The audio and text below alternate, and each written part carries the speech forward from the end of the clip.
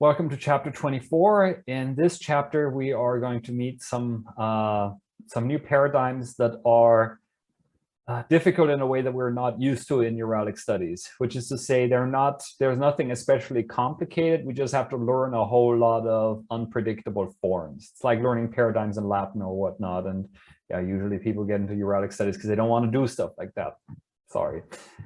Okay, and the first point in the grammar, that's already going to be where we have our somewhat complex paradigm.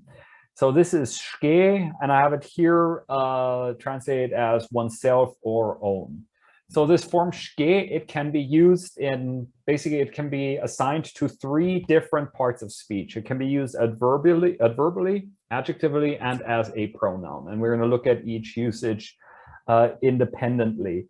And there's a general trend that in a lot of languages of the world, the concept of own, like my own house or whatnot, and self, like I did it myself or whatnot, are expressed in the same way.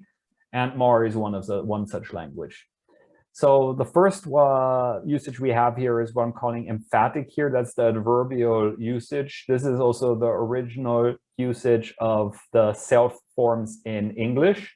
If you know German, this would be somewhat intuitive. And this is just a little detour. This is something that amuses me in English, is that prescriptive guidelines will depreciate this emphatic usage of self. They say that's bad style to say things like, I'll do it myself, because they say myself should be reflexive. And if you're just doing it yourself, there's nothing reflexive there. So why are you using that? And it's bad style. But this is then a kind of case where the thing that is being described as bad style is the original usage of a form. So maybe it's more the style guidelines that should be doing some introspection on these points. Okay, sorry for this detour. So here we see some usages of ske like this in Mari. And I think we have had this already in like in example sentences and in exercises. So at self, it's just like, oh yeah, this was in chapter 8 when Anush was sick. I will come after 3 days myself. Ske ishte, do it yourself. Easy Miklai knigam ske ludesh. Does little Miklai read books himself? So yeah, it's always just the subject, himself, herself, their self, itself, whatever. And ourselves, it works in all persons. Okay. The usage is, I would say, fairly straightforward. One thing of note is that in the third person, but only in the third person, we can optionally attach possessive suffixes to ske here. Nuno skest kanat. They themselves are relaxing. Yeah, and why we actually use the possessive suffix and like what is actually expressed by its usage or omission, I have no idea. This is something that would have to be determined in a quantitative study of some sort, but at this point I can't give you any information, I'm afraid. Okay, so the second point, own. And here it is like own it's not really a good translation because it works, it sort of gets the point over, but ske is used much more widely than own is in English. And this is again where Mari behaves like many other languages, so you might know other languages that do this. Ske is basically used when the possessed item, when the possessor is also the subject of the sentence. So when I'm saying like, I am reading my book, we actually in English here, we have two references to the first person. We have I as a subject and then my, again, a reference to myself. But in Mari, if you are reading your own book, basically you don't, rather than referring to yourself twice, the second reference is just with ske, and you would say mi ske knigam ludam or something like that. And this seems somewhat cosmetic in most persons, but it's not actually in the third person singular, because this gives Mari, much as other languages, the ability to express distinctions in the third person singular. And the classic example that I got, I think, from a Swedish textbook, where a Swedish way works like Mari here, is the sentence, he loves his wife. It means something very different if his expresses he, the speaker himself, or some other person that was already in the discourse before, somebody else's wife or so. And in English, well, the co-referentiality with the subject would be the natural reading in most cases, but you can, like in some contexts, you could have a different reading. And in languages like Mari, you can explicitly indicate this difference just based on if you use ske or tuden or so.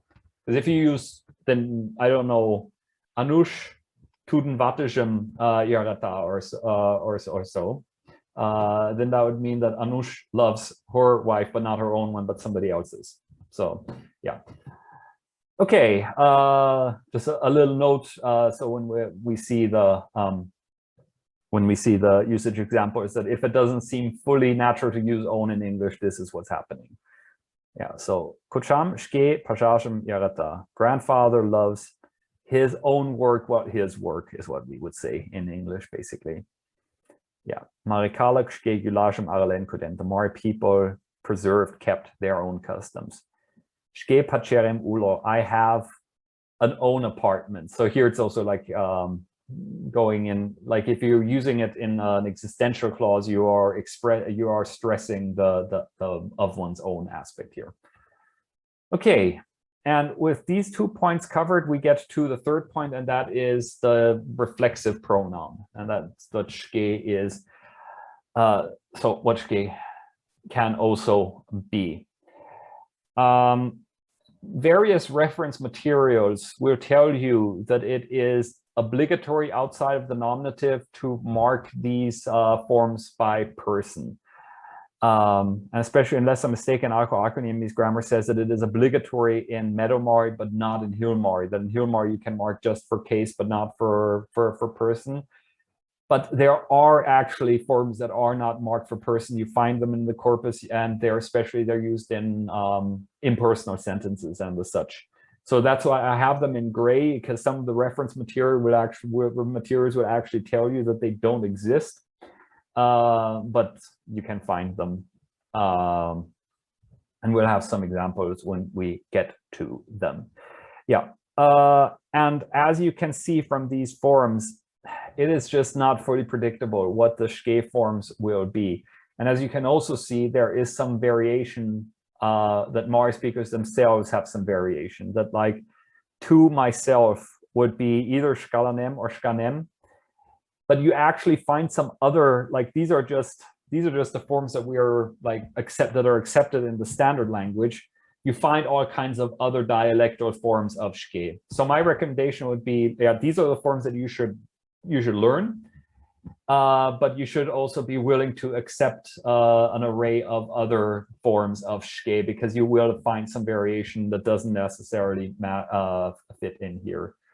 And yeah, like forms where then we have the ordering of the suffixes is somewhat switched around. Okay, and yeah, as I said, I can't tell you much more about these forms other than that they're annoying and one just has to learn them. But when they're not fully transparent, like in the accusative, he, she, they, himself, herself, themselves, with shkenjam, what is this n doing here? I don't know. It would require a diachronic explanation, and from a synchronic perspective, so just looking at modern Mari, this is just some weird stuff we have to learn. Okay, about the usage of the reflexive pronoun, let's look at it case by case, but dative and accusative I've put together because it's very similar.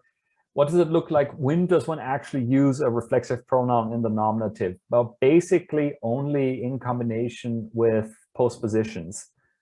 So if I say things like, how much can you think about others? Think about yourself a bit. So shke nergenet, like self, about, and then possessive suffix on the postposition, because in the nominative forms don't really take, only in the third person do the nominative forms take possessive suffixes. Or skete came to my own place, or things like that. Okay.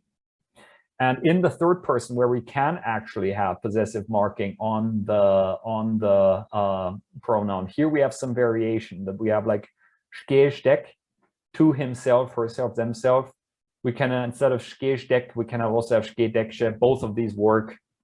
Yeah, but what is more common, which arrangements are more common when we can have possessive suffix either on the person marking, either on the pronoun or on the postposition? This is a very complicated question that I know it's an old hat for me to say that something demands further investigation, but these are matters that would be really worth looking at quantitatively and trying to find some explanation for the variation that we see, because I have not got it. Okay, so the genitive usage, when do we use the reflexive pronoun in the genitive? Well, one case is, again, with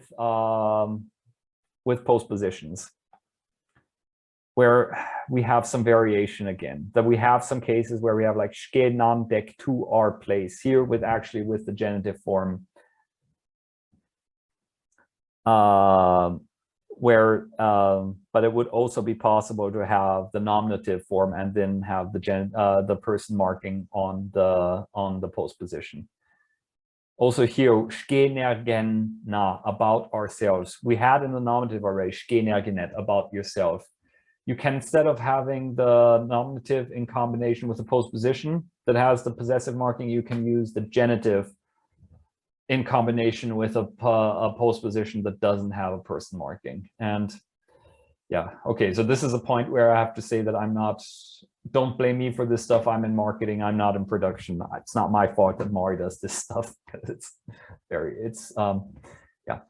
idiosyncratic. Okay. So that's one usage of the genitive. Another usage of the genitive that is also annoying, I'm sorry, is it can be used instead of this adjective or ske for own sense. But here it's it is like emphatically own in a way. So instead of say ske wäre sketchig, sit down in your seat, take your seat, which would be like this adjective usage we could have skenden wäre sket, with a genitive form that is then also marked for person. Yeah. Okay. Finally, the dative and the accusative. This is the most straightforward, because this is just like I hurt myself, I bought myself a book, this kind of usage, like doing something to oneself in the accusative and for oneself in the dative. So it's like nuno scalanish ogot ushane. They don't believe in themselves, and ushanash, to believe, to trust, wants the dative by its government. Or skendem it mokto, don't praise yourself. Or mi skemem omyarate, I don't love myself. Okay, so these are the things where it's like pretty clear that one needs to have a pronoun in an object slot, be it the slot of a direct object or an indirect object. And here in the dative and the accusative, this is where we most commonly will find the forms that are not more marked for person. When we have like sometimes when in impersonal sentences, one must know to behave oneself. Skem, kulesh semen kuchen moshte man. Like, so if we have a man form, one must know or so. Man doesn't have a subject. Man is impersonal. We can mark the person that must do something in the dative, but generally man clauses are impersonal. And if we have a man thing like one must behave oneself and we want to have an object, there's no, like, it doesn't make sense to mark a person here. So in Mari, they just use skem, accusative of ske without a person marking, or with kulash to be necessary. Also, again, impersonal. So if we say one must believe in oneself and we're not indicating the person, we say skalan ushanash kulesh. Okay, this is it for ske, the reflexive pronoun. And I know that it's difficult to learn all these forms, and I know that there is variation that I couldn't adequately explain. But are there any questions at this point? Sandra is just looking on the edge of despair. Not despair. So because I was still busy with the truly reflexive usage. Yeah. So you just said it is also used in impersonal constructions with collage and so on and so forth. Yes. Can we also expect them to just have ske there, or do we require a like one of these complex forms, let's say? Okay, so in the two examples that we have here with impersonal constructions, in both cases we have then a verb that is subordinate to the impersonal form, like kuchen, like kuchash, to, it's like it's literally to grab, but it is also to behave. And to, like, as if you in English say to behave oneself, we need to have an object here, and you cannot use ske on its own when you have to mark it for accusative, basically. So the accusative marking here is not optional, it's demanded by government. Likewise here in believe by government wants the dative. So if you want to say like believe in yourself or so, you have to have a dative marked. The thing that is sort of surprising here, if you're coming from other reference materials from Mari, is that other reference material will tell you that if you're using ske as a reflexive pronoun, that you have to mark it for both case and person, but that the marking for person in impersonal constructions can be omitted, and also in spoken language, even in personal constructions, sometimes like shkem onchuktem, I'll show myself. Literally, I mean, if we look at this table, we would actually expect shkemum onchuktem, but yeah, colloquial language could also be explained with an haplology in this case. So yeah, does that in any way help? Yeah, sorry, okay. I was just being a bit slower. Yeah, no problem. It is a lot. Okay, but yeah, so the good news with ske is that it is difficult to learn all these forms and use them adequately, but it's not so difficult to accept them, I would say. So since we are doing pronouns, here's another pronoun that we're looking at this week is the so-called reciprocal pronoun, one икте-весе, one another, each other. And literally we can see it's икте, one, весе, the other. And here you see the paradigm of the whole paradigm here. And as you will see, we only have plural forms because reciprocal in singular doesn't make any sense. It doesn't work in English either. Like one another, each other, you need to have at least two participants to use any of these forms. Like we gave each other gifts, we have not seen one another for a long time or anything like that. You need to have plurality here. So you can have it then marked by, you can mark it for case only, or you can mark it for case and person. And here the forms are predictable, that you just attach the possessive suffix to the, you put the possessive suffix to in the form in the placing that is implied by the normal rules of word order. So if we're like in the genitive, our own икте-весе nan, we have first the possessive suffix and then the case suffix. Likewise in the accusative, because that's the way it works in the genitive and the accusative. It follows the Hungarian ordering of suffixes, whereas in the dative both orderings work. So we have икте-весе lanna, first the dative ending, then the possessive suffix, or икте-весе nalan. They both work.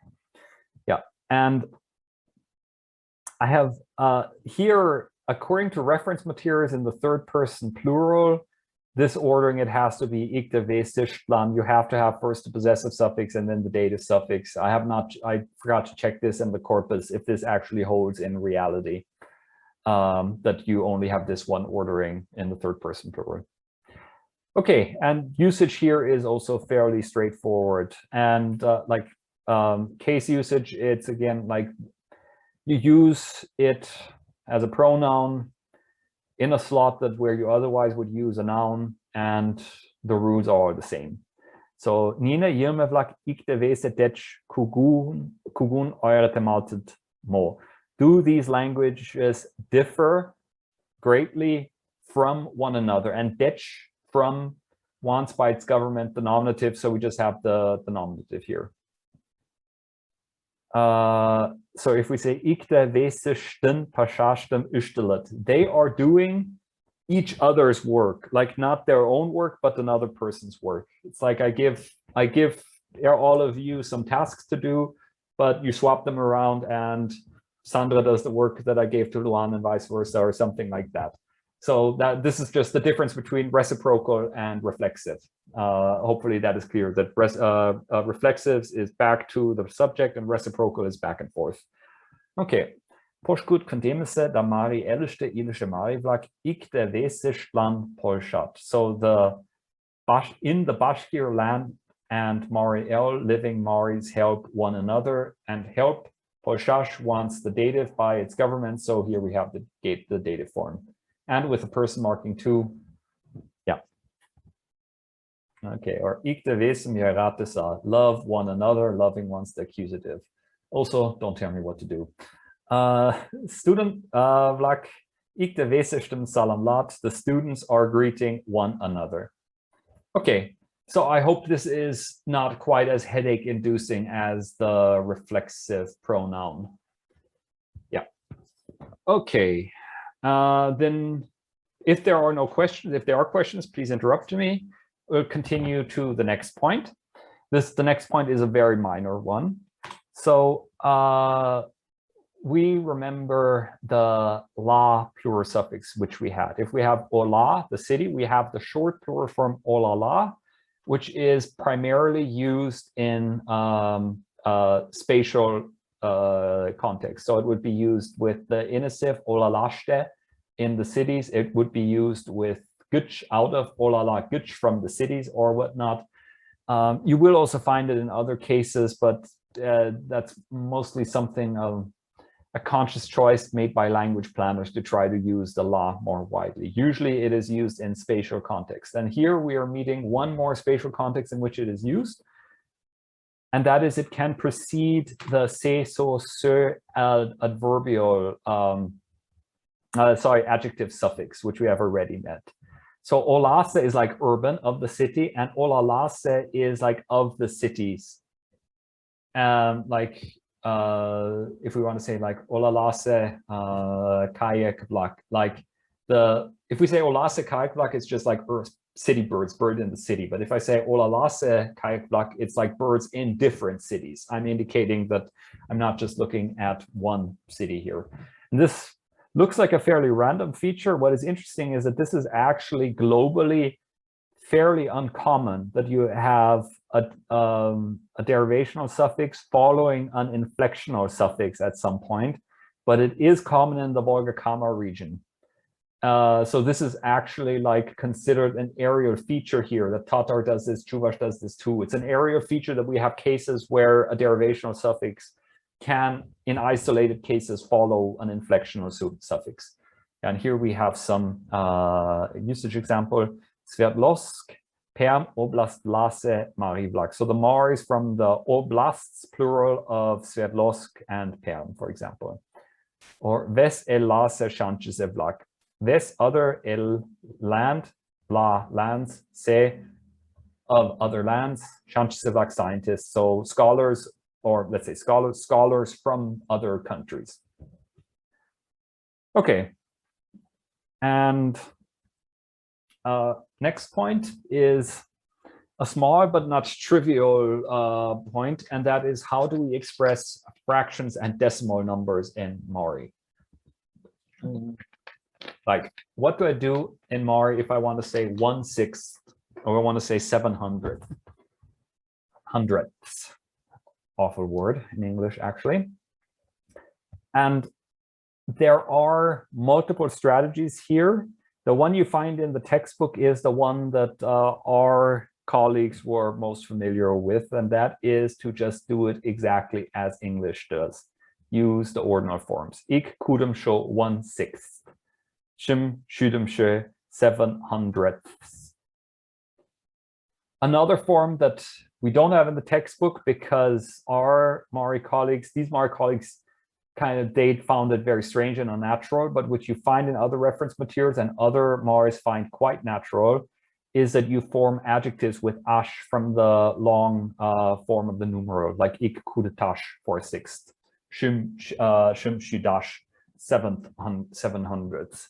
So I don't know for certain, but the feeling I have here is what is happening here is that it's a bit of a, that's best understood if you remember sort of the history of Mari literacy through the ages, that today that there's actually only a fairly short historical period in which Mari was like actively supported as a language of tuition on all levels and whatnot.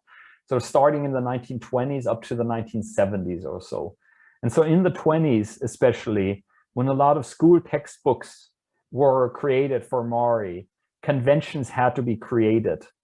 And you had competing scholars probably inventing competing conventions, as is normal when languages enter new usage contexts.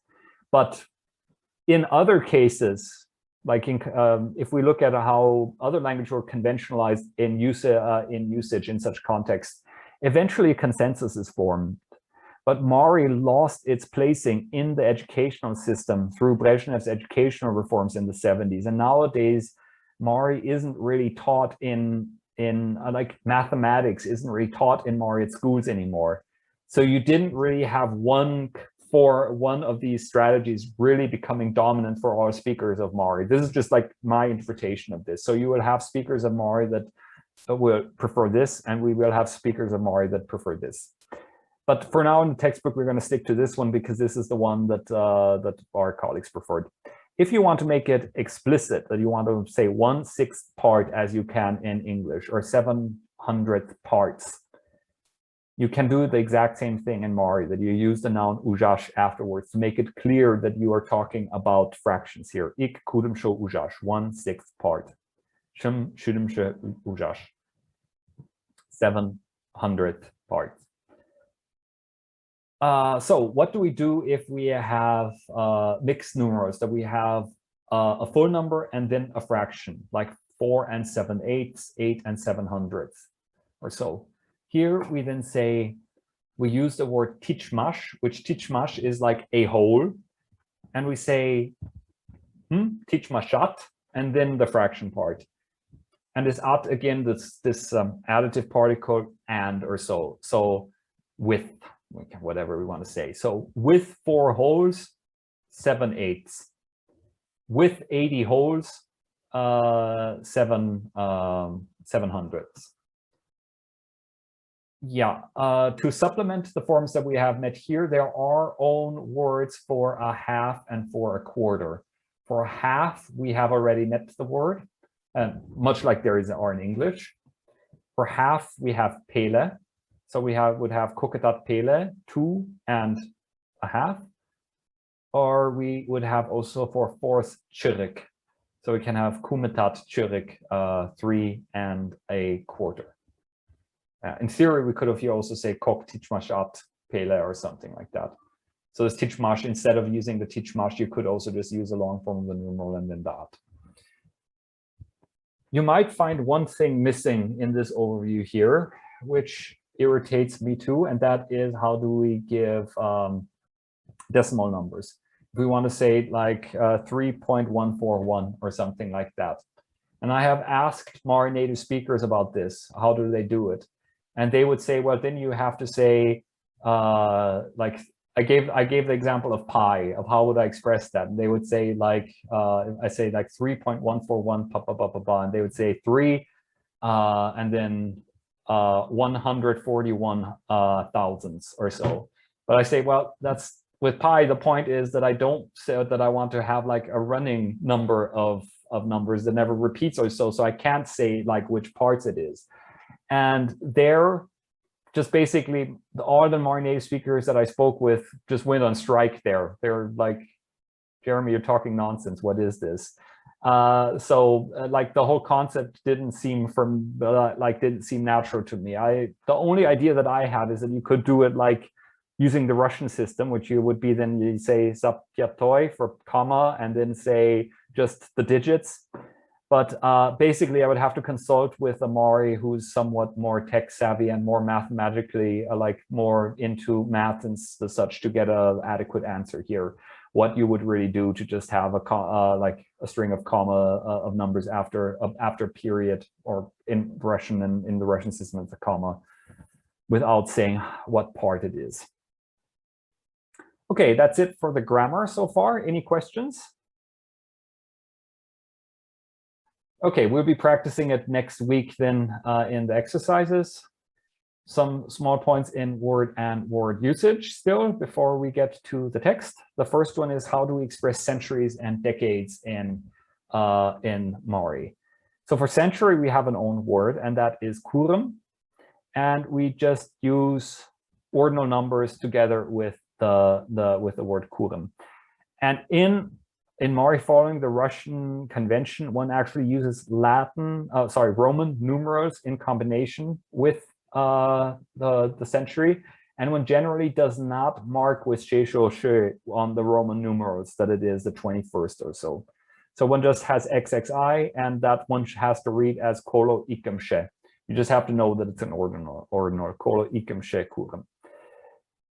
If we are talking of several centuries, like from the 10th to the 12th century, then we use the word la in here, that we say here luem sho, lat kokem sho, kurum la shte. With the la, if we have more than one century. So this is like we have mostly looked at it as in spatial references so far, like ola la shte in the cities. Here you see it can also be used in temporal references. What about decades? There is no actually the widely used word for decade in Mari, but what the Maris do instead is that they just use the la in combination with e. That they would say kolem sho I la, the 20th, like literally it's the 20th years or so, but that's just understood as the 20s that we are living through now. What if we want to specify though which decade of what century? Okay, this is getting pretty complicated here, but just so we have seen it, we would say like first the century, and then with the genitive, like lat indeshemshe kuremen, and then the decade with a possessive suffix. And the decade, again, to have the decade, we need to have a la in here. Shimlemshe I lashte. Okay, just so we have an overview of these things, and we're going to be encountering these forms in the text. This next point, I'm actually not sure if it's appropriate in this chapter of the textbook, because I think it actually pertains to something that we had in the last chapter. It might be in the wrong chapter. I'm going to decide after we went through the text. So onchas we have seen as to look, but it also has the meaning to shine. So if I say keche oncha, literally the sun is looking, it means the sun is shining. And the momentary derivation of like of onchalash, like to have a look, to glance or so, we can also have like икте-весе onchale, the sun shone brightly. If we're just marking that like it was shining at this one particular point in time. And I think this was mad that we put this in the textbook as an addendum to icte-lektish onchalesh, which was the song that was in the last chapter. Yeah, but I'll see if this happened, if this comes in the text to this chapter, then it can stay here. If not, I'll move it to the chapter before. Tree names. Okay, we're now coming to my favorite, most hated topic, recognizing trees. The Maris are very good with it. I'm very bad at this. But we've just given a small selection of easily in theory, easily recognized forms. And one thing that is very cool about these tree names, and a lot of these are also etymologically interesting. Like if you know tree names in Finnish or Estonian, you will be recognizing quite a bit here, because these are tendentially, not all of them, but a lot of them are very old words here. So Püncher, we already had the Püncher, the pine, and Püncherjal, the pine forest village, Nulgo, the fir tree, and Koj, the spruce. This then, of course, then being like Finnish kuusi. I once actually found a Mari Finnish word list that translated the Finnish number, the Finnish that had like the number 6.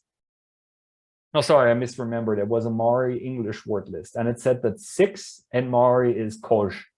And I was looking at this wondering, what, oh, how, why, what, 6 Koj, what happened there? And then I realized, whoever did this was using Finnish materials and saw that Koj is kuusi, which is both the spruce and the number 6 in Finnish. So yeah, that was fun figuring that out many years ago. Okay, Tumo, the oak, Estonian tam, Finnish tammi, you know this one possibly. Vastar, the maple, here we have Finnish vahtera, where we nicely see how in Finnic languages, the sh became a h. Lombo, this one is, I'm not sure about the lom element, but I believe that the bo is assumed to be that it's just the pu, that it was some kind of pu, and it became just, it became voiced with time, and the u was replaced with a vowel harmonic sound. So shopke, an aspen tree, Pusle, a rowan, nölpe, an alder. Good luck getting me to recognize this. Olma pu, an apple tree. This one I might manage. Yeah, and here Olma, Turkic loan words for the apple. Yeah. Willow, ua, my favorite name for a word. It's so random. And kue, birch, even I can recognize this one. Yeah, and next week we're going to have in the exercises some exercises that pertain to trees, some questions. Okay, last point of the lesson before we get to the text, the cardinal directions.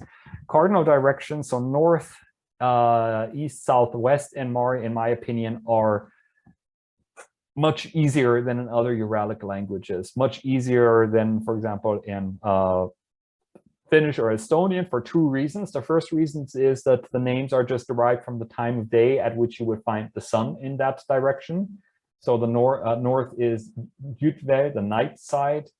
The east is Erve, the morning side. Kitchevalvel, south, is noon side. And Kasvel, the evening side, is west. So if one knows how the sun behaves over the course of the day, anyone knows this. That's the first thing that makes them easier. The second thing that makes them easier is that we do not have own names for the in-between directions like northwest, northeast, as you do in the Finnic languages, which can be somewhat tricky to learn if you're not used to languages having own names for the in-between directions. What is a bit tricky, not complicated, but tricky, I'd say, is if we look at how do we actually mark like into the north, in the north, from the north. So if you remember the 2 systems we had for marking for spatial references, we had the unproductive row and the productive row, and both work with the cardinal directions. So into the north, in the so if you want to say movement towards, you can either say Judveke or you can say Judvelishke. Judveke, the unproductive K as for movement towards, and Velishke, just the illative ending. Likewise, no motion if it's in the north. Judvelne, the unproductive ne no ne ending, or Judvelishte, inassive. Also, the lative, you can either have Judvelesh, the productive lative ending, or Judvelam, the unproductive lative ending.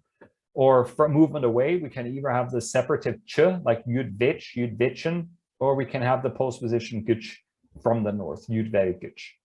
So both are perfectly acceptable. So if you don't want to bother with the unproductive row, you don't have to. Here I did have one quick look at the corpus, what the distribution is of these. How many hits can I find for all these forms? And you can see that the productive row is dominating almost everywhere. Like here in the movement towards Judvelishke is, I mean, this is then over 20 times more common than Judveke. In Judvelgich, the movement from, the productive row is twice as common as the unproductive Judvech. Lative, we have so few forms that it's hard to make an assessment here. I only find 1 with the productive row. But if we have no motion, then it is Judvelne that is more common. So just the ykte-vese form of the productive row seems to be holding its own, while everywhere else the shift seems to be towards the unproductive row. I had a quick look at the other cardinal directions, and this trend seems to be holding everywhere. Yeah. Okay, and I mentioned the in-between directions. This is not in the textbook, but just so we see it, what if we want to say the northeast, for example, northwest or whatnot, we just juxtaposition the two directions where it's in between. Ykte-vel for the northeast, Ketcheval-vel for the southeast, Ketcheval-vel-Kasvel for the southwest, Ykte-vel-Kasvel for the northwest. And then the marking of direction to or whatever follows exactly the same logic. Okay, are there any other questions before we get to the text? If not, I'm going to go turn on a light. Give me a moment.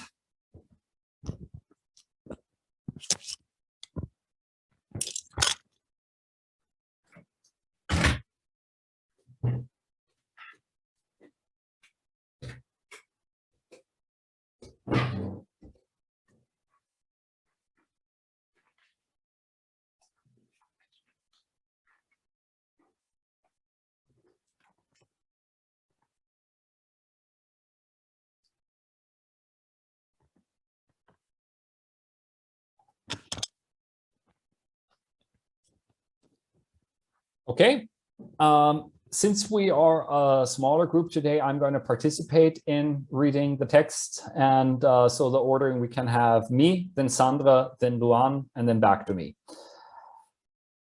Okay, so, whoops, here we go. Mari vlak poshkut kondemishte. The Maris in the Bashkir land in Bashkiria. Note about this text, this is a very new text that because in the original version of Mariski икте-весе, there were 4 chapters and a revision in the first volume, and then 3 chapters and a revision in the second volume. And this asymmetry was really bugging Timothy Riese and me. So we asked, when we were reworking it into Online Mariilme, we asked Emma and Galina if they'd be willing to write new text so we can have a 4th chapter in every 5 chapter block, so we can have so that the general setup of the book stays symmetrical over the course of the book, especially since we felt that we did have enough grammatical points that to justify the extra chapters, and also especially since there were also more thematic points that we felt justified new chapters, like the Eastern Mari. Okay, Salam Lige Shargakan Janos. Hello, dear Janos. So this text was written around like 2014 or something like that. And Sandra. Engagingly, Serishutim Nalanam Datachak Vashmutan Wuzash Shinchan. Yesterday I received your letter, and and today with the emphatic ak, I sat down to write a reply. Yep. So this emphatic ak, it's tricky to translate this into English. With German, it would sort of work here. It's like German gleich. Gleich heute habe ich mich hingesetzt or something like that. So it's like already or right away, something like that. Okay, then Luan. Tida kangeshe miyat tila versteli nam da matkot shuko ocean tolinam. And so in this summer also I was in different places and came to see like a lot. Yeah. Yeah, so well, this is actually, I just realized now that this is an interesting thing. So this Ujentolash, like seeing come, that it's an spectral converb construction, and tolash in a spectral converb construction usually means like gradual increase of something, so that you over time you got to see various things in this case. And I just realized that it works in English in this one case too. I came to see a lot of things or so. Nice coincidence. Okay, then it's me again. En poroshane mashem, muyen shumestem, Poshkert kundem koden sandene mit lat tide silne vercher nergen kalaskalem.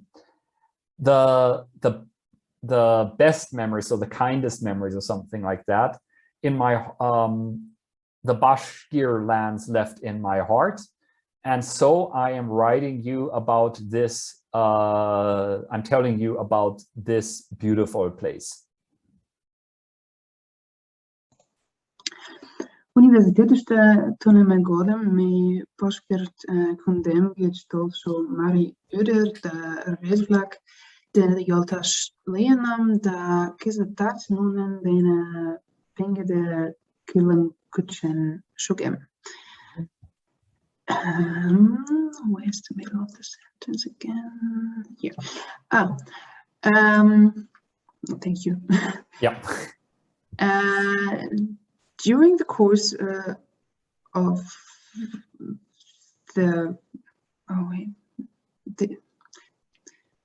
studying, I looked this up, but I forgot. Like tuneme. Yeah. Basically, it's like when studying at university. When studying at university, I made friends basically with guys and gals. Yeah. Coming from Mari, guys and girls coming from the Bashkirt region. Mm-hmm. And now, and also now, I'm holding strong ties with them. Yeah, so this is very like close to life in the sense that there are a lot of Maris from Bashkortostan studying at university in Yoshkar-Ola. So that you do actually keep me. So it's like I got to go to Bashkortostan in 2014 for the first and so far only time, but I had met so many people from there in Yoshkar-Ola already before. Okay, so Luan. Teni nunin ishmish pochesh me poshkir kundemish deli namda shuko ongayem talen alinam. So this year I was in Bashkortostan after they invited me and learned lots of interesting things. Yeah, so following their invitation or something like that. Tui ochani poshkut kondem nergen isish palet. You presumably know a bit about Bashkortostan. Interesting side note here, I have no idea if this was intended, but I mean, Bashkortostan is, in addition to being a place where now a lot of Maris live, it is the assumed to be the last part of modern Russia in which Hungarian was spoken. That Hungarian was spoken in modern Bashkortostan up to the 13th century. There's fairly conclusive evidence of this. Just detailed. So maybe János does know a bit about Bashkortostan, as does if he's a Hungarian linguist. Okay, Rudolage Üpe. Its capital is Ufa. Poshkert kundemiste Shuritujem Mari. Ik couldn't show no. Okay.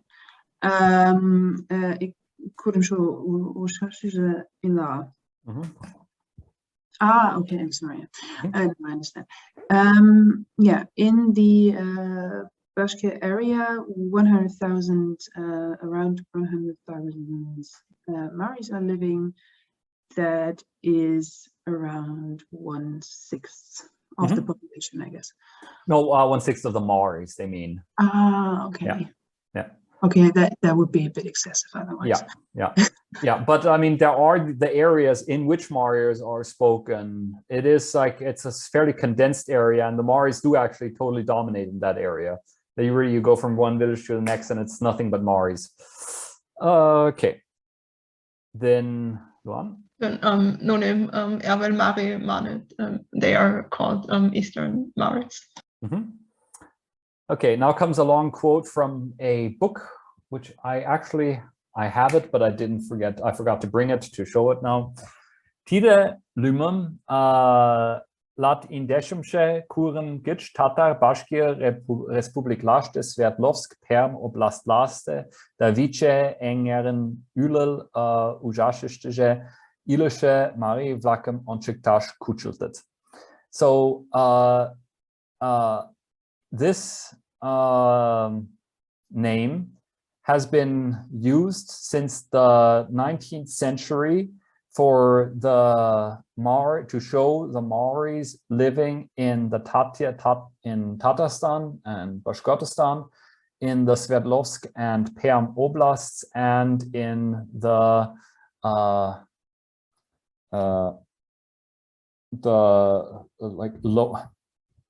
lower reaches of the Viche River. I can't. What was Viche in Russian? Does anybody remember?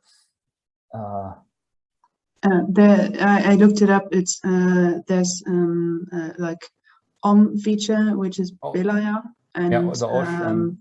And the other one is the Kama, actually. Yeah, I think it would be then Kama, the Kama in this.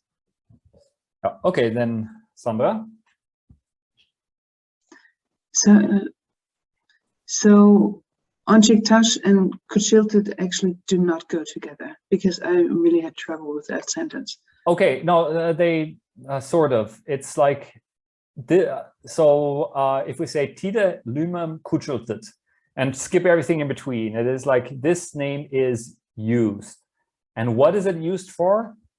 Onchiktash, to indicate. It is used to indicate, and then the Maoris that live blah blah blah blah blah. So it's like the Onchiktash, it is subordinate to the Kuchiltash. It's like, for what purpose is it used? Okay. Does that help? Yeah, it does. Okay, that's great.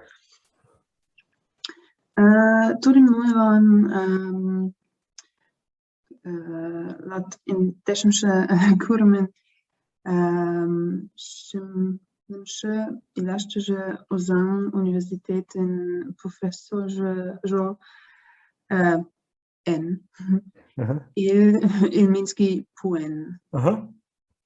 Okay, so I'm guessing that two of them also refers to lum. Okay, so the Kazan, the professor of Kazan University, N. Ilminsky, gave it to them in the 70s of the 19th century. Yes, correct. Then Vara Tide Lum Shanshishkatpuren, later this name entered also science. Yeah, I find this a bit of a strange sentence, because if this professor at university established it, and then it entered science, but okay. I can't know for sure what Ivanov was trying to say here. Shanche Gitch Kalek Deke Vonchen. It crossed from science into the people.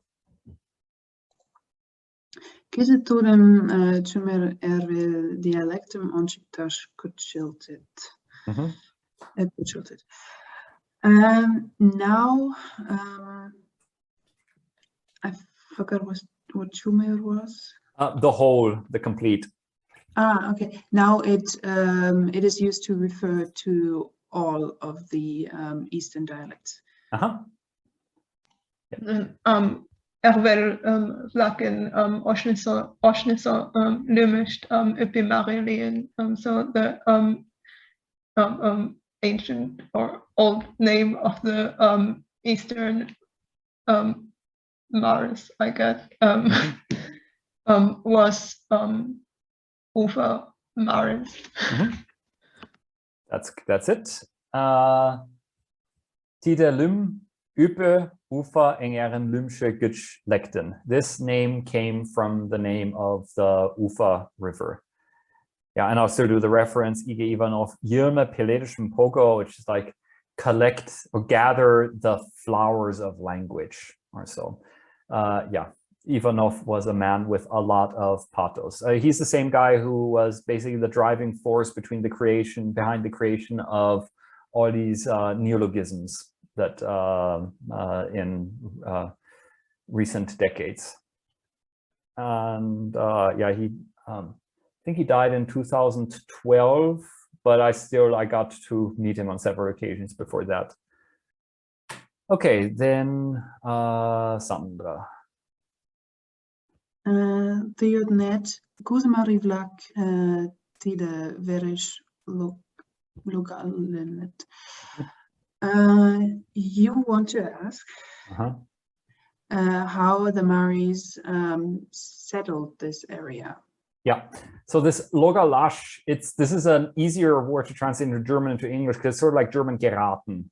And so in English, it's like how they ended up there, how they got here. It's sort of like it implies a certain non-volitionality in the movement or so. Okay, then run. Chances of luck so different scientists explain it in different ways. Shukish tegeshonat lat kudumsho lat kandashimshe kurum lashte olak mari vlak ikmanya kurik mariat tenesh pulta modech eshe kugo nalogum tule malan kara shillen kurjen ske ilame vereste koden poshgut da ural kondemish ilash kus nenet. Okay, so a lot of the scholars think like this. Between the 16th and the 18th century, the meadow Maris, but also a few hill Maris, in order to escape being Christianized, and also due to the large taxes that they had to pay, they basically secretly running left their places of residence. So basically they snuck out of and escaped the places they were living, and they moved to the Bashkir and Ural areas.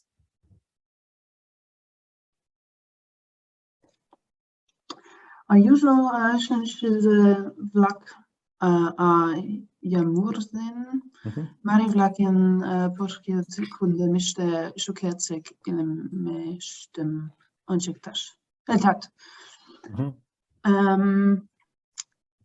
And yeah, no, usual was it different? No. Some. And some scientists apparently, especially Yamusin,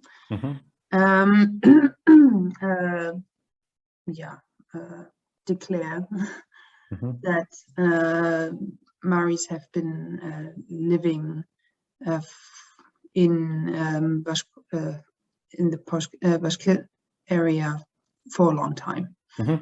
Yeah. And I mean, it seems to be the kind of case where the two explanations don't actually contradict one another, that even though the critical mass of Mars probably came later, and this is supported by dialectal data, that like the Eastern Mari dialect, it has its idiosyncratic aspects, but it is very close to Meadow Mari, which would imply that the migration must have been fairly recent. But it's without doubt possible that there were Maris there, like smaller pockets already earlier. Okay. Luan. Poshkiet Ceres Mosashe Olik Mari Vlaken Poshkiet Kondemish Elash Kayamish Nagan Erwelish Gulliman Poviestim Vosen. So the Bashkir writer Mosashe wrote a story named Erwelischke, or Into the East, about the wait. Oh yeah, about the like how the Meadow Maris went to live in the in Bashkortostan. Yep. Yeah, very good. So like the migration to Bashkortostan, something like that. Yeah. So onchiko, I believe we have discussed onchiko already at some point. Is literally means four words, and it's a monthly literary publication that even, I mean, so forwards, you'll know this from communist and socialist nomenclature all over. Like there's also in Vienna, in the 5th district, there's the Vorwärtsgebäude right at the subway station Pilgrimgasse, where it's the old publishing house of the Socialist Party, and Vorwärts was their magazine. But this onchiko, it kept its communist era name also after the end of communism, and still called that today. Okay, kumulet lieshken luden oncho. So if you end if your mood arises, if you feel like it at some point, have a read.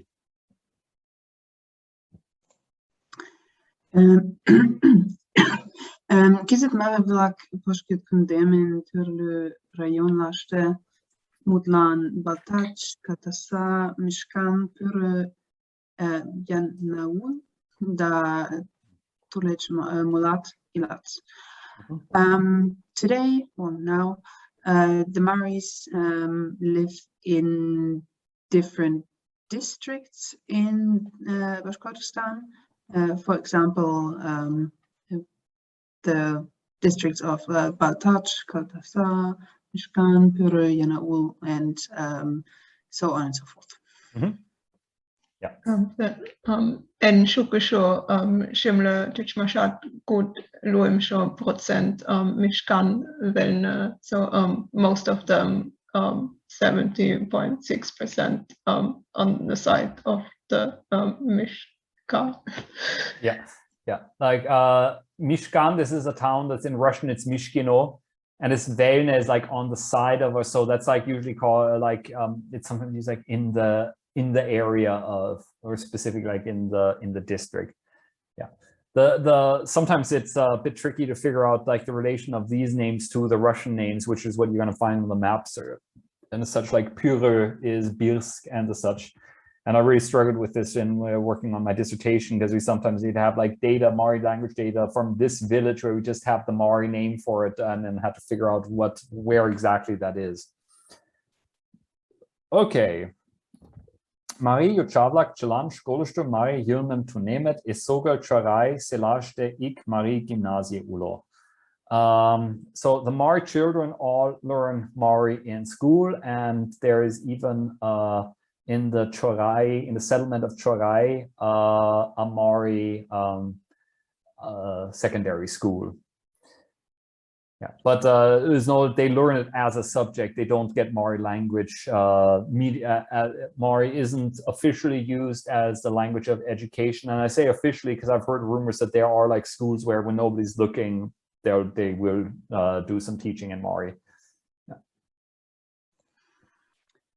Каждый in Juchavlak Jushkarulash Mariema Umpel Olympiadisch kostet da Silektisch ne Pötele. Every year the children come to Jushkarula to participate in the Mari language Olympiade.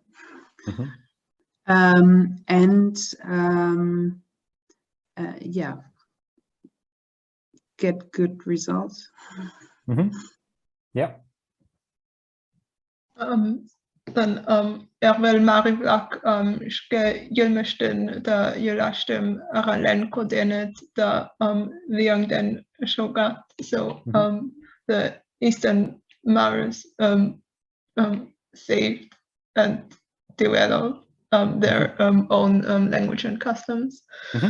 Yeah, I mean, this sounds like the kind of thing that you have to say in Russian accounts, because things always are framed in a very positive way. But it's actually this depiction is pretty fair. That it's like a stereotype, but a stereotype with good reason. That kind of like the Maris in Bashkortostan are kind of more outspokenly Mari, more openly Mari than the Maris in Mariel. Like I've got to visit a wedding in Yoshkar-Ola where the one person was from Yoshkar-Ola and one person was from Bashkortostan. And both families were there. And when it came to like reading the little text and whatnot, all the people from Yoshkar-Ola did it in Russian because they're just used to, like, in official context, we use Russian. And all the people from Bashkortostan, they're like, screw that. It's a Mari wedding, so we're going to do it in Mari. And they just categorically refuse to do any Russian. And so the stereotype is that it's like they spent so much time with the Turks that they kind of adopted this sort of Turkic mindset of, screw you, we're going to speak our language if you like it or not. What the actual mechanisms are, I can't say. I mean, another factor is often raised is that these are the people that descended from the people who refused to be assimilated by the Russians back in the 16th to 18th century, so that it kind of makes sense that a certain obstinance is like culturally has cultural significance, but I cannot judge it. Okay, I see we're coming up on the obligatory list of names. Okay. Ervel Mari, Shuko Pala Meshantism, Yilmazum, Seresum, Poetum, Suretchum, Compositum, Artistum, Regisseurum, Journalistum, Onchen Kushten. So the Eastern Maris literally raised, but like they produced many known scientists, linguists, writers, poets, artists, composers, or like painters, composers, artists, film directors, journalists. And now for the fun part. Yeah. Nuniko Klashte, Yemeze Vlak, Vasiliev, Kamazin, Isambayev, Anduganov, Serizada, Poet Vlak, Yalkain, Yuzikain, Mozajev,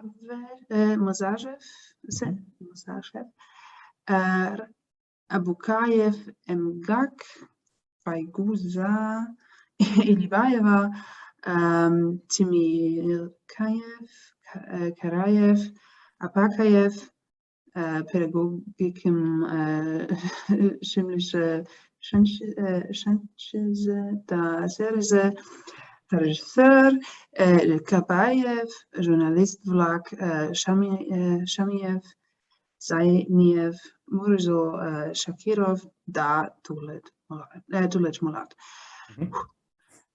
So, among them, the linguists, yeah, the author and poet Yaklein and Yuzikain, Mozashev, etc. Then we have one Apakayev, who is a author and researcher in educational sciences. Yeah. We have a director, Kabayev, we have journalists, and we have, of course, Stanislav Shakirov, and many others. And many others. Yeah. Like, some quick notes on some of these people that we see here. Vasiliev actually published under the name икте-Mari. Like he used that as his nom de plume, and he composed like one of the earliest Mari dictionaries. So that's like, if you're working with older sources with Mari, you will often be using the икте-Mari dictionary, which is actually Vasiliev. Anduganov was a big name linguist in Yoshkar-Ola and was the chair of the the Finno-Ugric World Congress, SIFU, in Yoshkar-Ola in 2005. And this was the tragic case where he died in a car accident 2 days before the conference that he was going to chair was about to start. Yusekain, his nephew is now actually the head of the Shketan Theater in Yoshkar-Ola. And this Eric Yusekain, I'm not sure if I have mentioned him. He's like one of my contacts in Yoshkar-Ola, and he also spent some time in Estonia as a student. So he's like also a friend of Jade Wills, for example. And so it's all connected in our scene. Yeah, and I don't have to actually say anything about Stanislav Shakilov anymore, do I? Okay, thanks, Sandra, for the bravery of actually reading all the names. Then Boschket kondemis da Mari Elish Mari Vlak икте-весе stene area kölüm kuchen shogat da икте-весе stlan Polshat. So the Maris living in Bashkortostan and Mari El would keep always kept bonds with each other and helped each other. Yeah, and help each other. It's all present tense. Okay, tyle delegacji vlak teatr da estrade kollektiv vlak икте-весе dek koshtet. Different delegations and theater and stage collectives visit one another. And this is also the reason why if you are in Yoshkar-Ola in winter, in summer, like in July or August, so few people are there because all the people are there either out in the countryside helping in the villages, but all the artists, the theaters and whatnot, they're all in Bashkortostan doing the traveling acts in the summer. Marialis Universitet vaște Bashkirt condem geht also shoko samrik tunemish. A lot of young people coming from Bashkortostan study at the universities in Mari El. So then Mari El Mari Szkolan kniga den učebnikem Luktešta Ervel Mari Vlakplan Kolta. So wait. I don't know what's the problem. So okay. So no, I have zero idea why I. Okay, I can do this one, no problem. Okay. So Mari El sends to Mari schools books and tech. So Mari El publishes books and textbooks for schools and sends them to the Eastern Maris. Okay, and then Sandra and then Luan again, I'd say. Okay, Bashkirt condemns the Mari Vlak Mari Chonan Olet Shke Yudashtem da Yilmushtem Aklat da Aralat.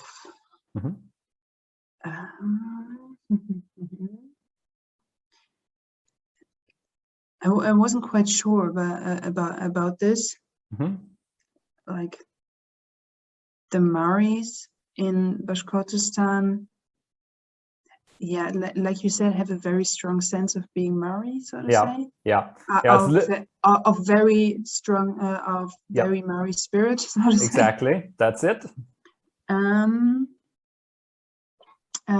They what was a clash again? Value. They value and defend their own customs and language. Exactly. Then Luan.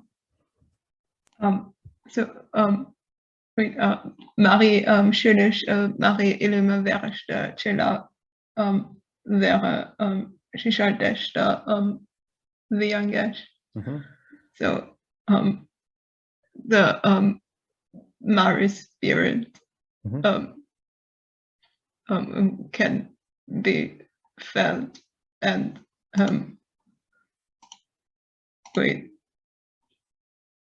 it's like and grows strong or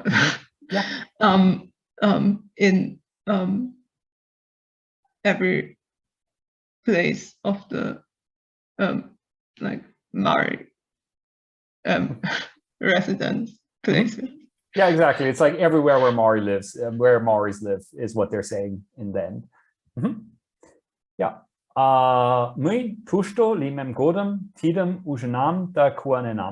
I saw this when I was there and I rejoiced. I was happy about it.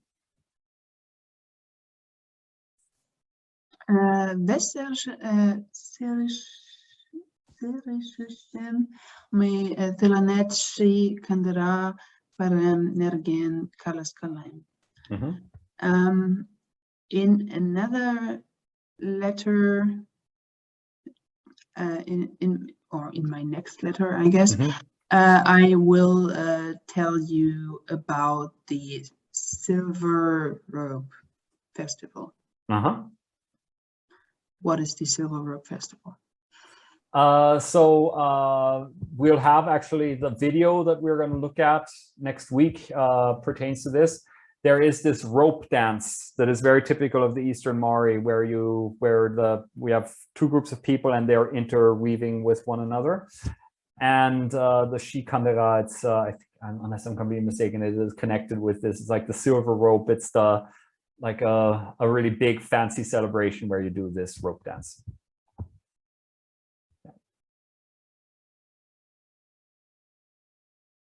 Yeah, okay.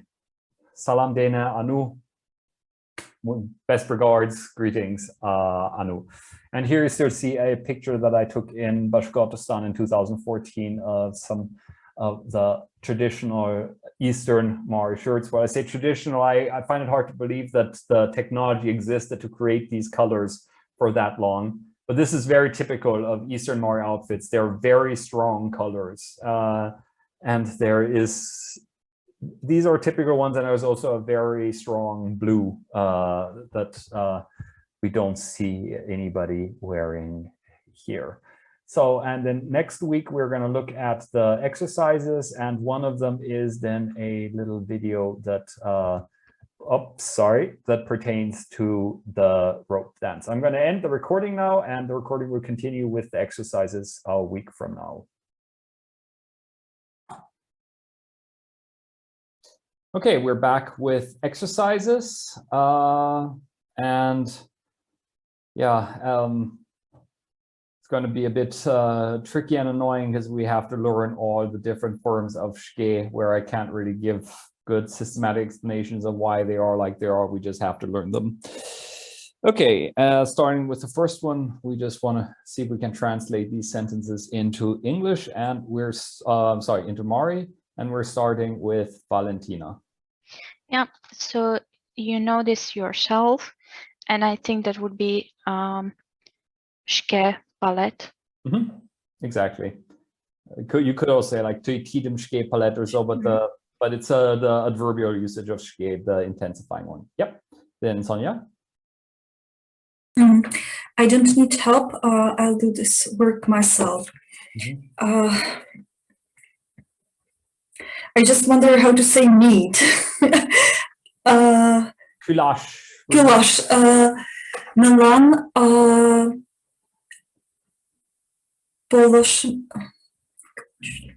Milan Polish Omkula. Okkul. Okkul. Shke tidem basham shke ushtam. Almost. One thing you did the Baltic Finnic thing of putting two accusatives there. We don't do that. It's tide pasham. Tide pasham. I wanted to answer Kitos. Sorry about that.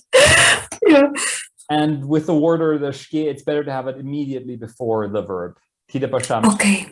But otherwise fine. Yep. Then one. So the child can read on its own. Jocha ske lodin katesh. Very good. Then Sandra.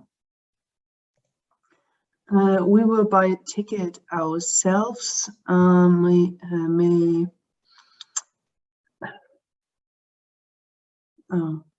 I forgot buying. Nalash, just to take. Me biljetten ske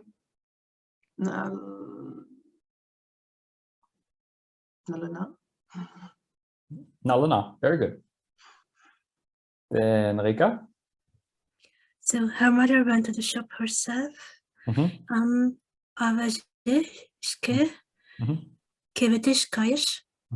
Very good. And here it's like I said to Sonia that's better to have it immediately before the verb, but here the exercise key also doesn't have it. So yeah, word order seems a bit more complicated here. Okay, then back to Valentina. Okay.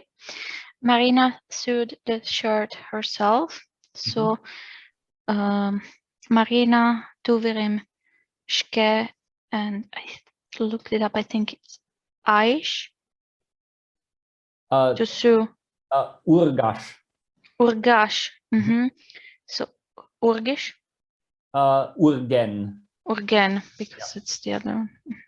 Yeah, Urgish, it would be okay. It would be possible, but it's like the first simple past tense one you usually only do if something just immediately happened or so, like right. Which in this context it's like if the topic is the shirt, it's unlikely this would be right. And I think the verb which I had found, ayash, it's probably more related to embroidering rather than sewing. Yes, I think so. I'd have to look it up myself. It's not the standard word one uses for either. That urgash is for sewing and for embroidering. Usually the verb they use is turlash, but I would have to look this up myself. Yeah. Thank you. Okay. Then Sonia. My father built a house himself. Acham perdem shke ushten. Yeah. Ishten, or if you want to like for really to build, it would be chongen. Chongash is the like the build verb, but ishtash also works, I'd say. Okay, so this adverbial usage is not that bad because we have no person marking and no case marking or anything like that. Now, well, for now, let's see if we can correctly identify it by putting the right one in the right sentence. And yeah, it's again going to be one of these that is going to become increasingly simple as we progress. And also then please translate the sentence into English. And we're starting with Luan. So Nuno kenne dem Bierlandland Schottland. So they consider themselves to be happy. Very good. Then Sandra. We skalanem umuterem nalem. I bought myself a new dictionary. Very good. Then Rika. Nuno skalanisht kingislan saiplanem shtenit. So they made a good summer plan for themselves. That sounds like the winter of 2019 to 2020. Yeah, then Valentina. Okay. Me shkenam aralan kertena. So we can defend ourselves. Yeah, very good. Then Sonia. The Skalanet.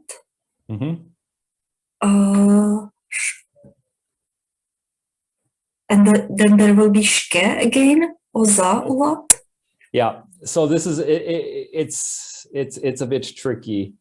Do you want to because this is the reflexive pronoun, and this is the adverbial usage. I would, or no, sorry, it's the adjective, like own master. So like you're your own master, Exactly. you're your own boss. Yeah.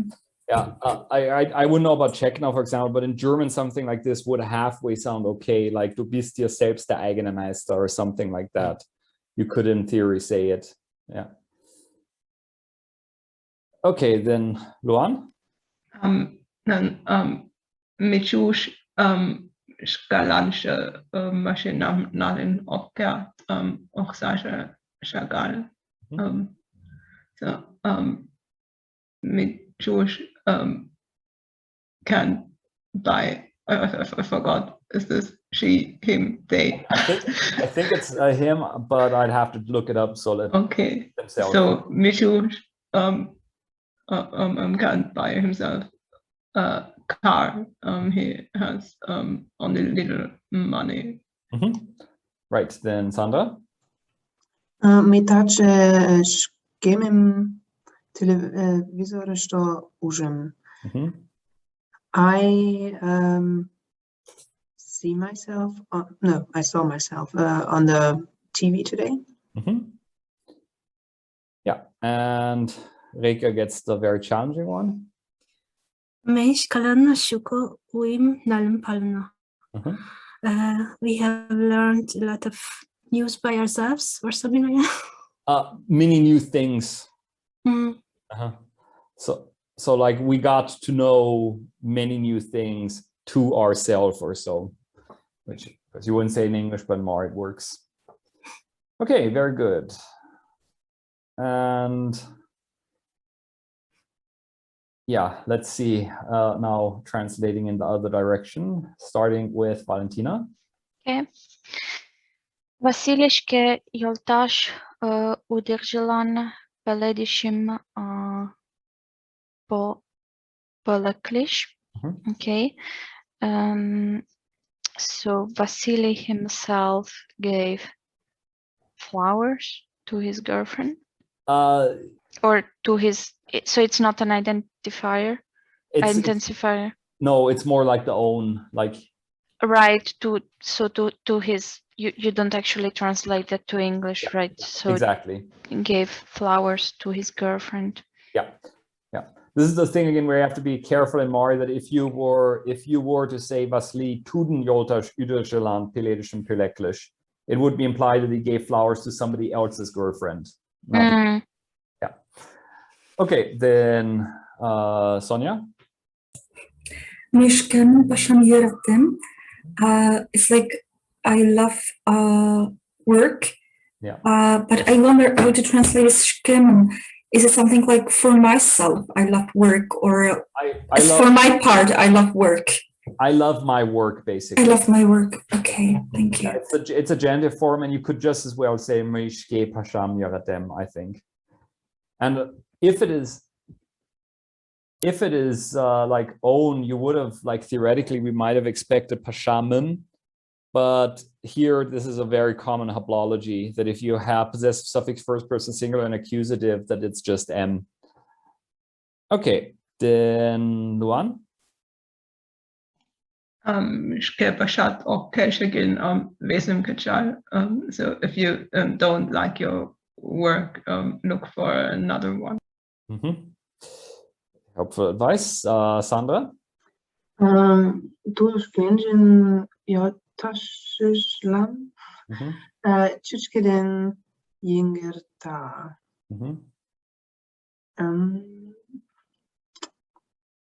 He, she, they. No,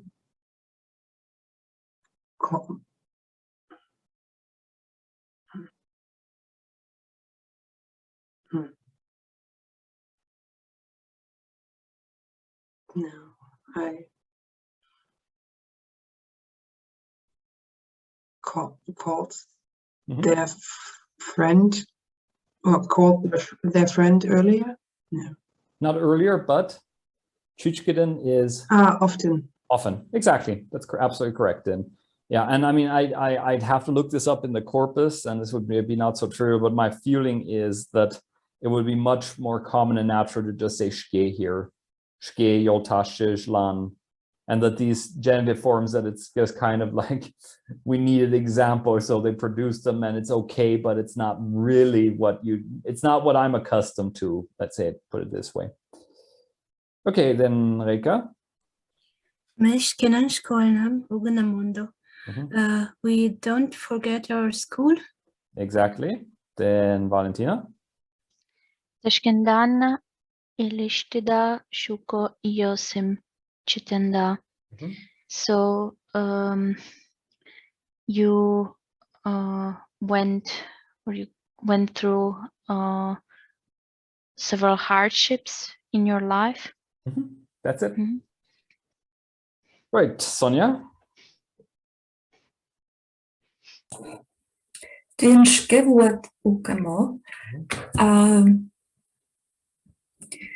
not quite sure about the vui. Vui. Is it like energy, power? No, that's no. Vui. Head. Head. Oops. So like you don't have your own head, mind. Yeah. Something like you are not independent or something in this. It's more like, don't you have a head of your own? You're asking to decide. Yeah. Yeah. Okay. Yeah. Thank you. So with vui, it's like when I was studying Mari, I remembered it because I thought it looked so similar in a way to Finnish pa and Estonian pea, but unless I'm mistaken, they're not actually considered cognate. So it's a nice coincidence. Yeah, then Luan for the last. Nonen Skenishten Mashinasht Uke, they have no car of their own. Very good. Okay, so now things get, in my opinion, easier because now we're moving from reflexive to reciprocal, икте-весе, and starting with Sandra. Udelden kache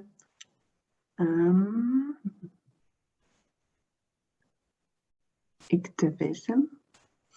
No. So yeah, this would have been okay if there wasn't this umbak, because umbak means onto, and it's a postposition. And the postpositions usually co-occur with which case?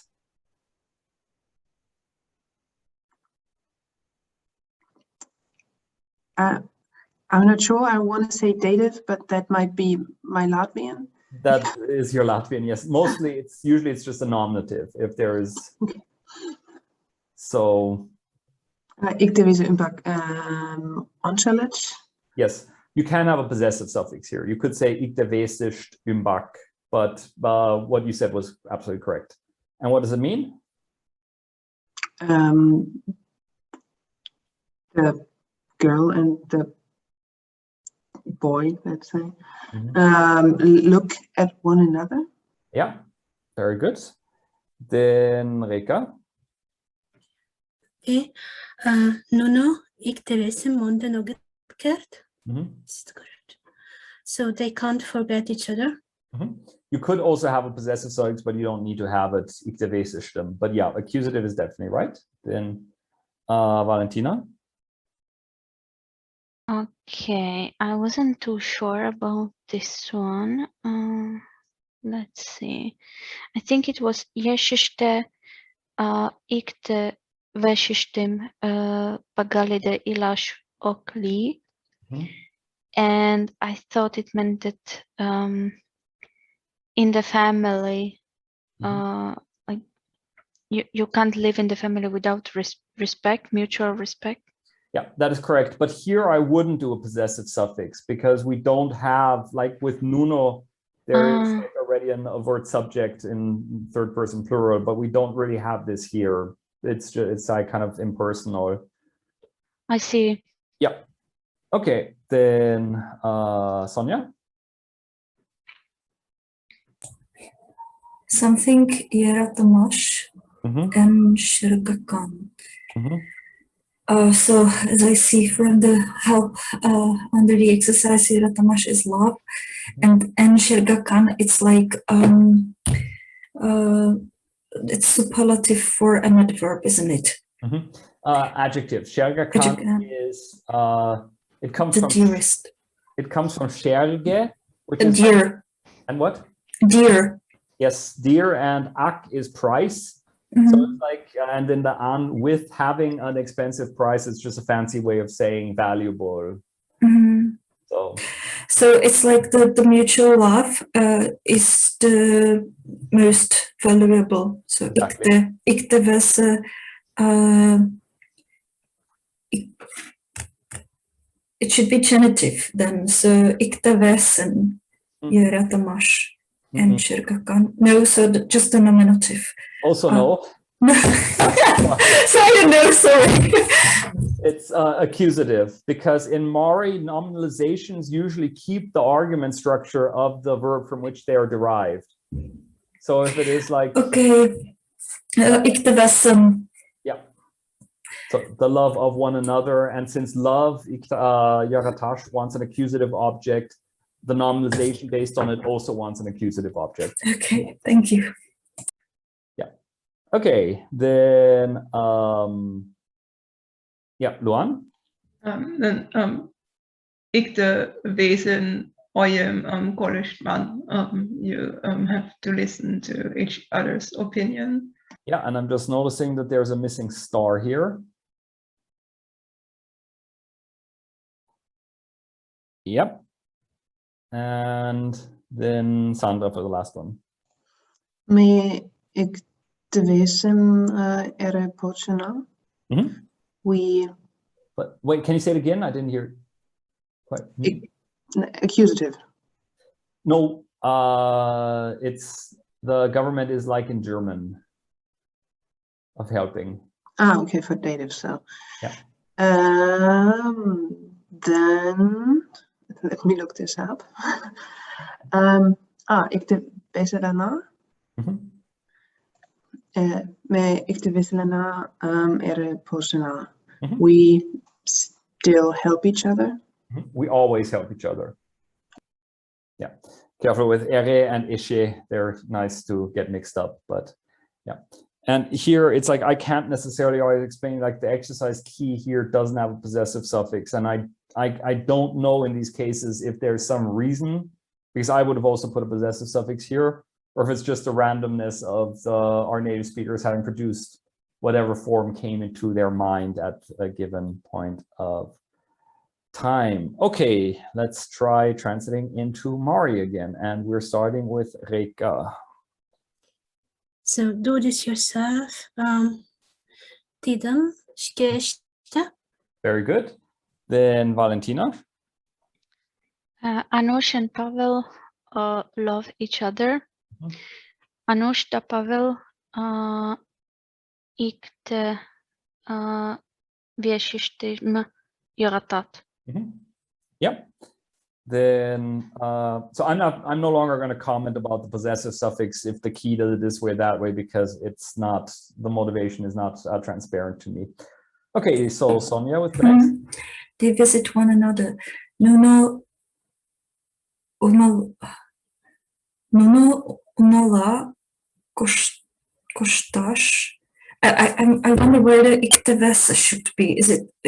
Should it be somewhere before the noun, the verb, or because I would probably automatically place it after the subject. So nuno икте-весе штем unala kostasht. Kostet. Sorry. Almost, just by government to visit, it wants the to, so dek.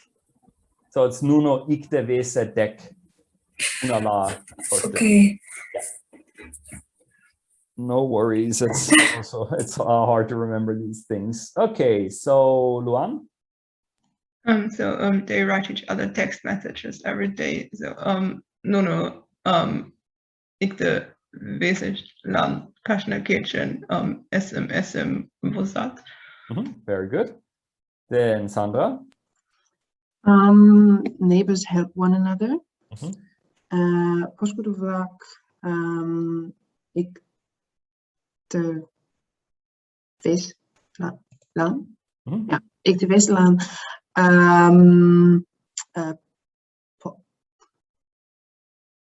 Polished.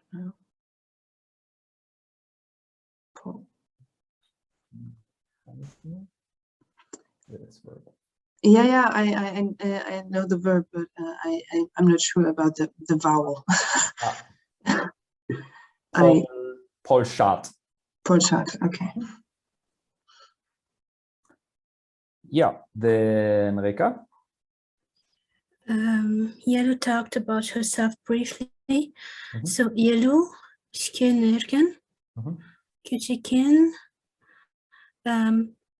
Kalasış. Yeah. Kalasish or Kalasen depend here. In this context, both sound plausible to me. Okay, then Valentina. Okay. The Maris are preserving their own customs. Marie Vlak Shke Aralen coded.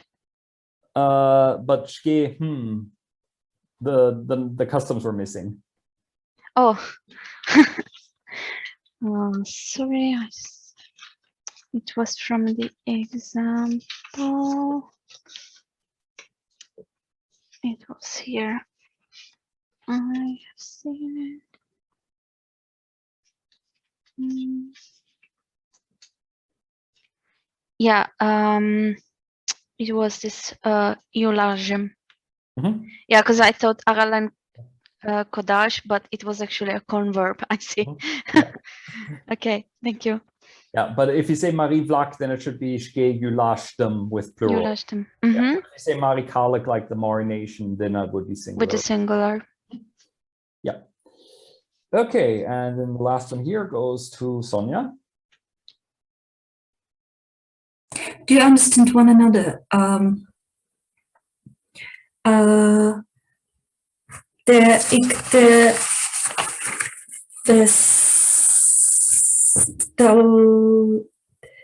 icte-wese-dam.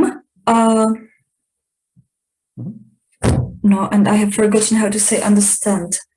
Dash, it's explain, and sorry, I'm lost for this. No problem. So tarash was to explain, and this is the causative form of to understand. Umalash.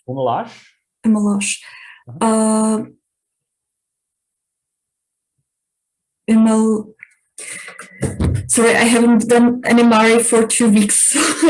Done a bit of revising today, but not enough. The icte-wese-dam Umaleda. Icte-wese-dam Umaleda mo. Yeah. Okay. So yeah, this is just a fun thing that it's like our Mari native speakers that you absolutely must have in polar questions a mo as a question tag, otherwise it's too Russian. But then you're in the key, don't have the mo as a question tag. So yeah.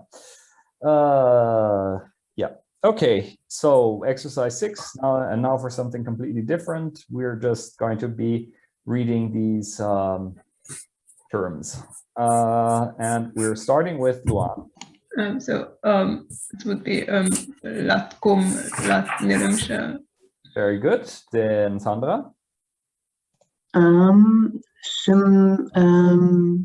Tujemshe. Very good. You also did the haplology. Did it not tujemshe, but tujemshe. Very good. Then Reka.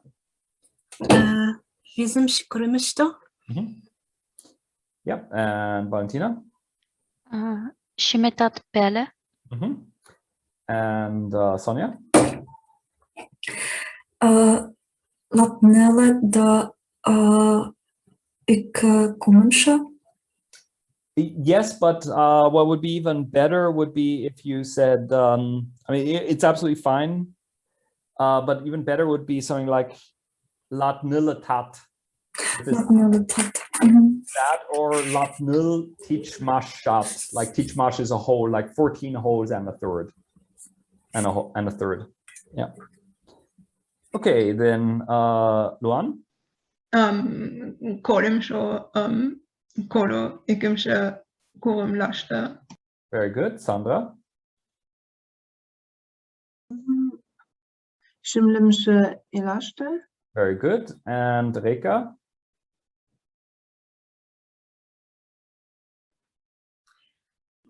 Just a moment. Tujim in the shudu bizimshe yeshte. Perfect. Okay, so one more time, translating to English before the textbook wants to know how we are with trees. Then things get hairy. Starting with Valentina. Tace teatriste te mom oncheda. So what are you going to see in the theater today? Yeah. Then Sonia. Studentelijk doorsterš u vystavkovnu ončaškajat. Students are going to the museum to see a new exhibition. Then Luan. Marina Pasham ok ishte Dodo Asam Oncha. Marina doesn't work. She's looking after her baby. Right. Then Sandra. Tuza uremishke oncha. The window is looking towards the street. Yeah, it faces the street. And you might not think, well, didn't we already have window as okna, but it's a typical situation, competing loanwords. The Tuza is in the Turkic one and okna is the Russian one. Okay, then Reka. The sun has been shining since the morning today. Yeah. Then Valentina. Tide knigam ludin oncha. So try to read this book. Yeah. Or like have a read at it. Like I'm not telling you to read the whole book, but like read the first few pages and see how you like it, basically. Right.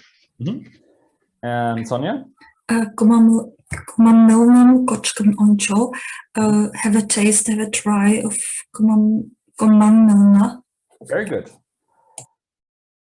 Okay, now we're going to see what we are like with trees. And basically here, Timothy, Risa, and we absolutely blocked any ones that were like, so which tree can you identify by there being 5 little little things at the or whatever. So we wanted these to be answerable to people as bad with this stuff as we are. Let's see if the bar was at an appropriate place. And we start with Luan.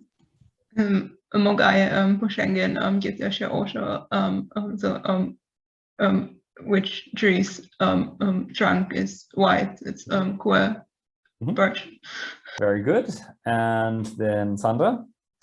Mogai pushing lishtashism kanadem tis ujash liesh.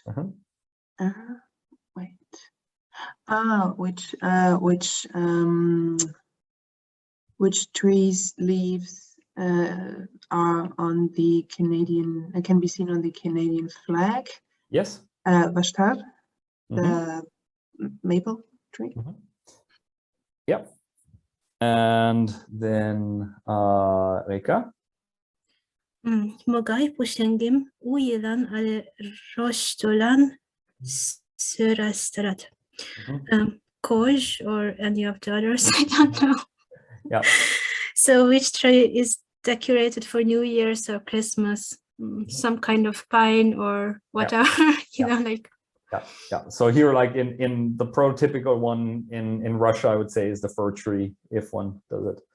And there's even there, it's like people who know Russian better should correct me, but lesson is saying that you have like yol, the fir tree, that the diminutive form like yolka, like the little fir tree or so is sort of understood as the Christmas tree. Yolka, yes. Okay, and so then Valentina gets the next yeah. It's good for me. So mogę pushing energię keczelek też onchaleś murish to murat. So it's olmapu. Very good. So which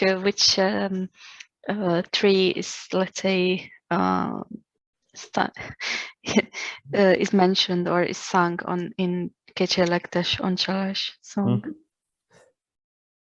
Great. So that gets us to the news text, where we're now going to be talking about the rope dance. And if you have watched the video, you will already have seen the rope dance. This, in briefest term, this is a very popular dance among the Eastern Mari, and the basic premise of it is, I hope we will meet in a context where we can try it out, though we have in Vienna at social events where in Prague. What? In Prague, yes.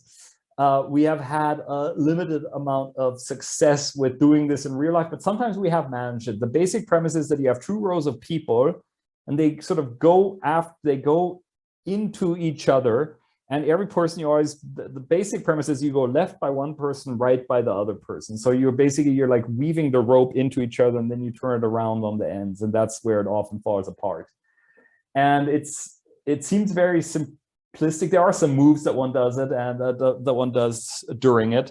So they're like the quiet parts of the song where everybody's just sort of somewhat gently walking, and then it gets very energetic. And the way that it, the codified way for this to what happens here is that when the energetic part comes, the men get all and stomp, and the women start fluttering around extra elegantly.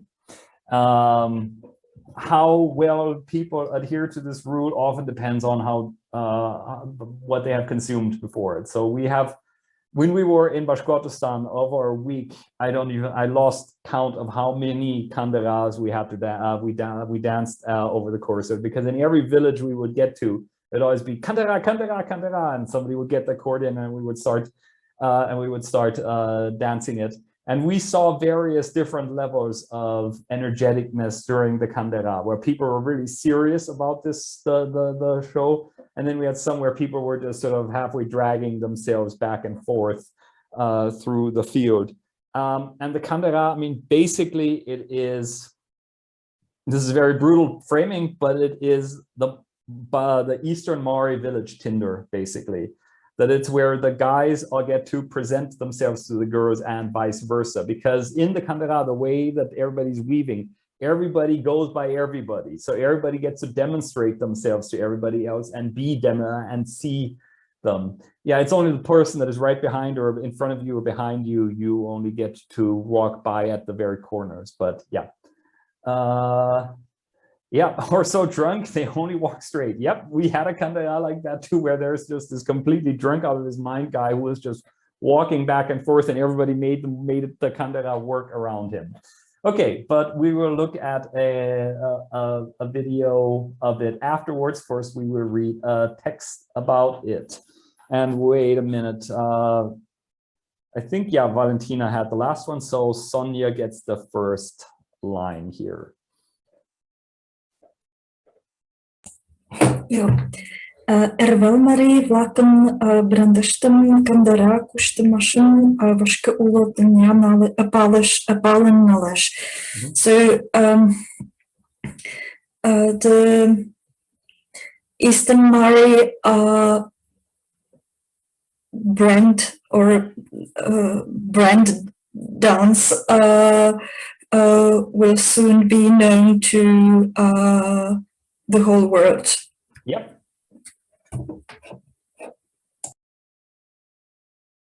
Right. Then Luan.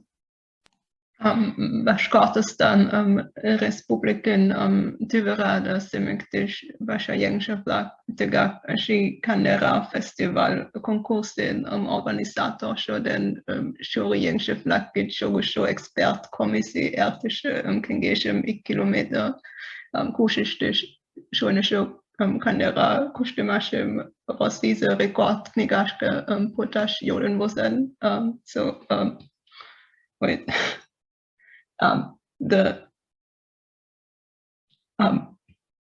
Okay, one moment. And I translated this, but I forgot where I wanted to start doing.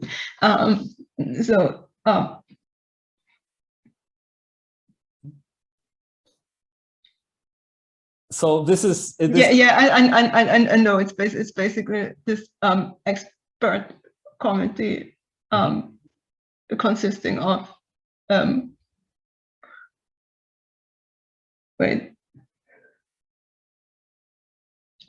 consisting of workers in culture and art of the Bashkortostan, then the Shikandera festival. What is it? The organizers of the Shikandera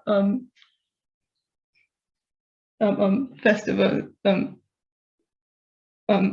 contest, and the sorry, and the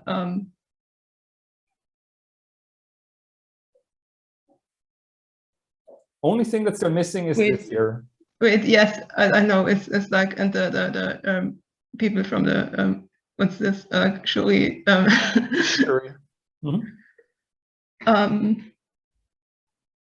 so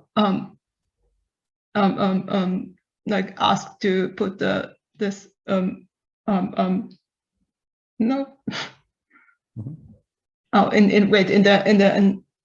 forgot if I already had like the last summer they asked last summer if they if the 1 kilometer long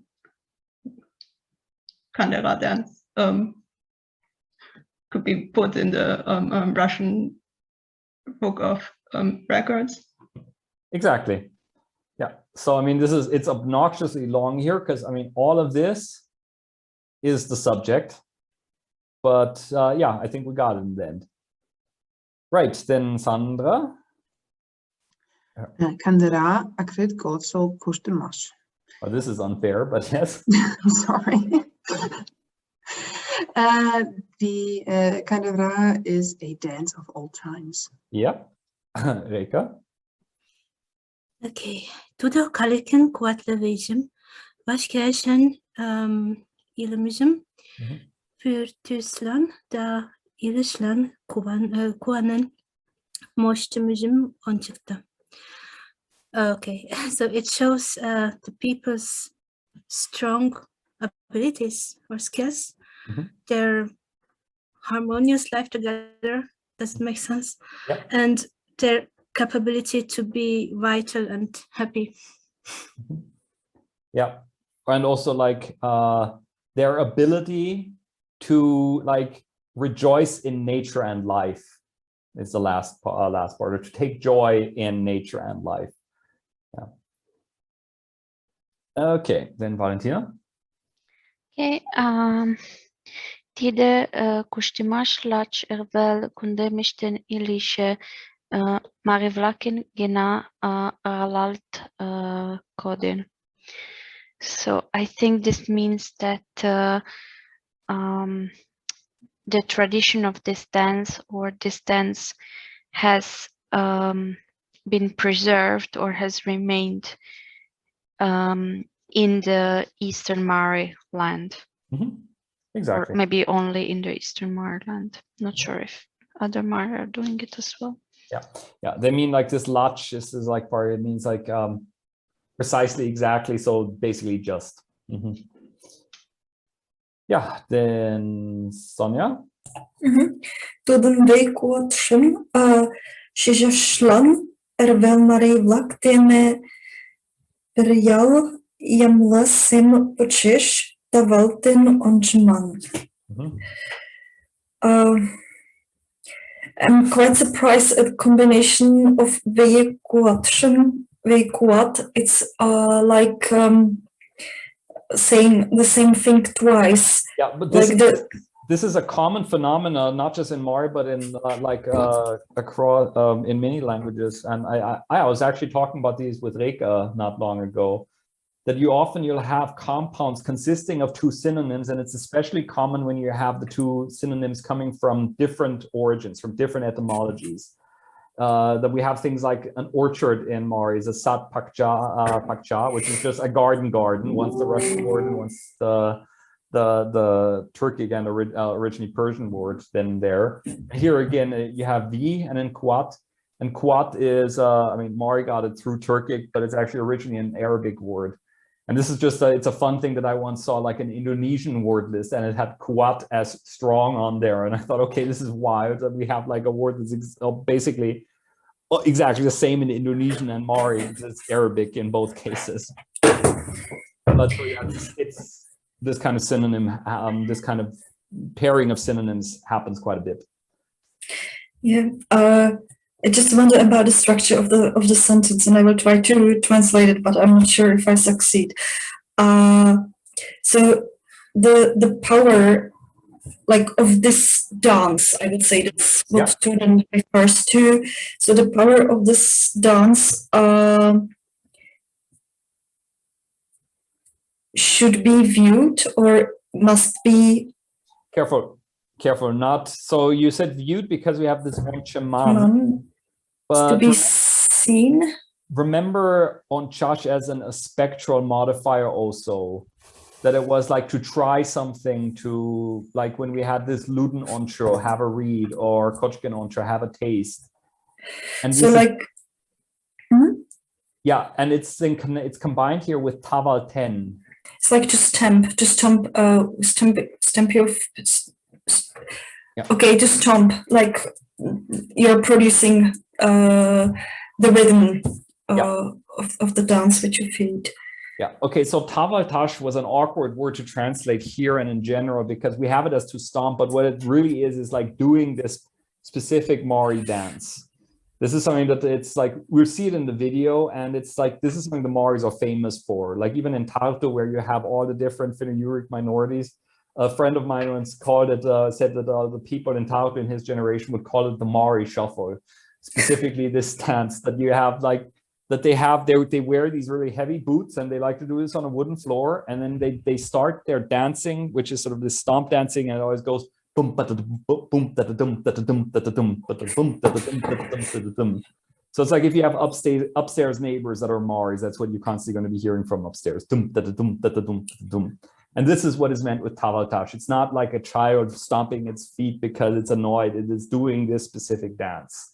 And this is then what especially the guys should do during the kandera. So like the power of this dance is to be felt or experienced. Yes, but let's still look at this. So we had the power of this dance, with accusative. Yes, and then shijashlan, it has something to do with feeling. To feel, yes, but what is the lan doing here? Why do we have a dative ending here?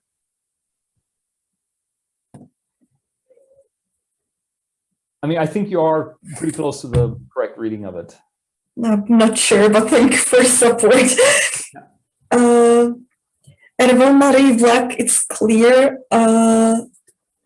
Then so they together, the Eastern Maris,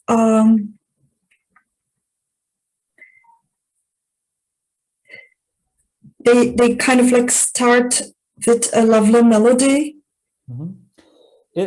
We're close, but let's try element for element. Okay.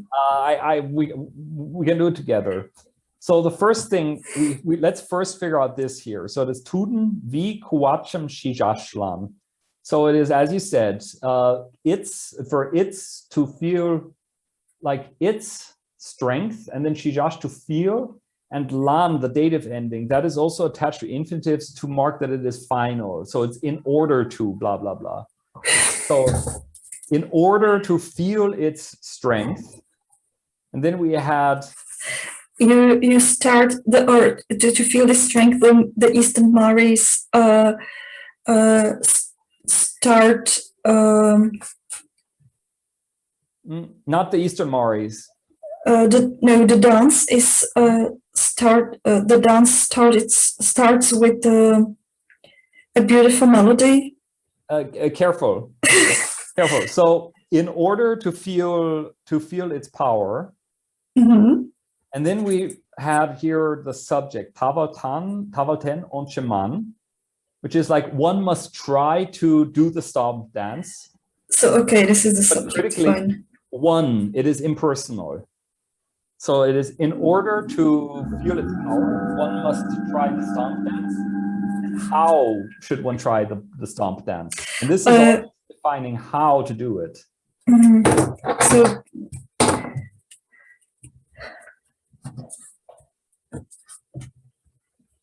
by stomping with the Eastern Maris. Exactly. Together to Eastern Maris to a lovely or to a beautiful melody, and I just wonder where the pochesh goes to. Pochesh, it means after, but it also can mean like following, according to, or so. Okay. So it's like the elements was all right, and you were very close to the actual reading. Just the syntax did a bit of work. So let's just recap. In order to feel its strength, one must try to stomp following a beautiful melody together with the Eastern Maoris. Yeah. So, okay. So this together actually goes along or together with in the phrase or like Erevel Mari vlak dene peria. yes. Peria. Okay. Yes. So it's like Dene would just be with, and Ya is together with. So it feels a bit like a double marking, but it's like Estonian does a similar thing when you say like koos temaga. It's like also together, he, she, they, and then again commutative, like together with him or something like that. So yeah. Okay, thank you. Okay. Then Luan. No, tidem istashlan kandera koshdemashen compositischem umeleman. But in order to do this, one must understand the composition of the Kandera dance. Very good. Okay, so then Sandra. I'm sorry for taking all the short sentences. I don't know, it's cursed. Yeah.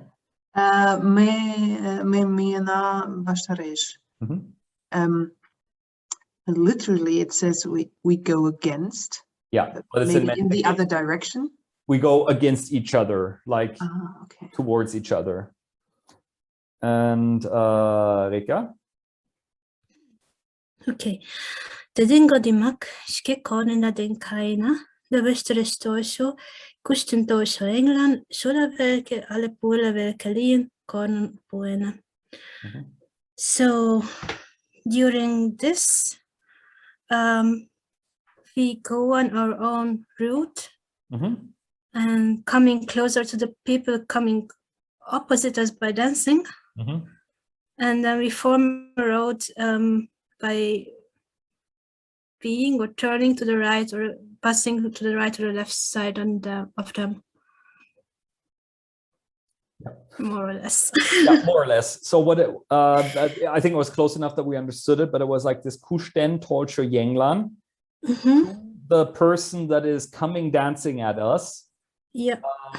We give the road, we give the path, and then be it to the left side or to the right side, so alternating. Then yeah, Valentina. Okay. No, ikanaște vet punimo candidatul de ciotki do lieș, tudim puchkinat curinat. So I'm also not fully sure. I think it will be clearer when I see the video. But carefully, yeah. the sentence actually continues. Okay. Kureștinat kodaltaș okli, sandene tide pin gidelik tide vi tide kuat. Okay. So I think this means that, but immediately the let's say the rope, the braided rope is let's say tied. But yeah, at the same time, it's not easy, right. but at the same time, as you are doing this is what the individuals do. But now it's like what's happening on the meta level. Right. So at the first stage, the rope is tied, but then it becomes tight. It becomes tight. But then in the second part, I think it means that initially it becomes tight, but then it is cut or or broken. Cut or broken, but careful. It's pütschgen at. So the at is always this additive. Neither it's here. Neither cutting nor tear nor right. Or tearing. Or kli. So at this point, I guess there is no tearing or cutting.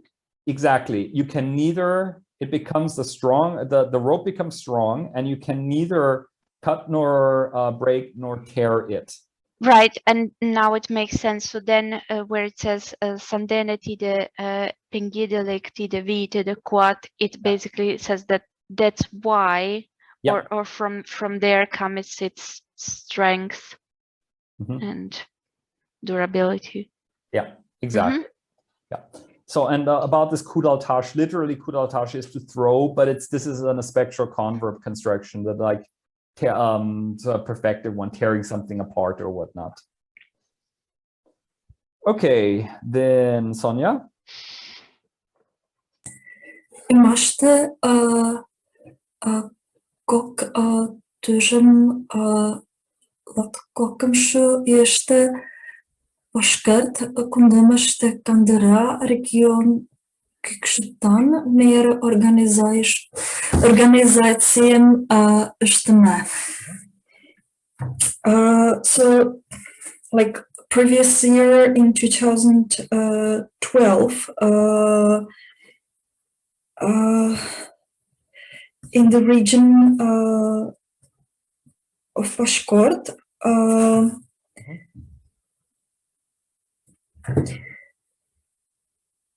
okay, I understand the words, but I'm not able to make them into a sensible or meaningful sentence. So in the region or in the area of Bashkort,